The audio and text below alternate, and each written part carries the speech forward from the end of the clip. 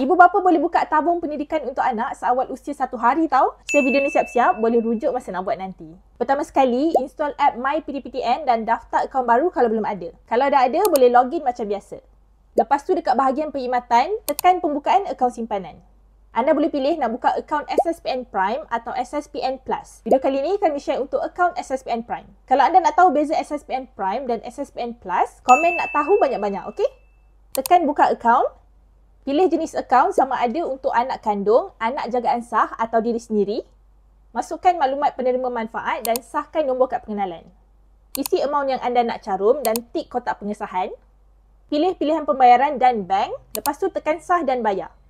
Settle buka akaun SSPN. Sekejap je dah siap. Yang bestnya akaun SSPN ni, anda boleh dapat pulangan dividen kompetitif setiap tahun. Macam tahun lepas, dividen 4.05% tau. Tinggi tu. Siap boleh dapat pelepasan cukai individu lagi sehingga RM8,000. Buat je auto debit bulan-bulan. Follow Isatu.my di semua media platform untuk info terkini, sahih dan terperinci setiap hari.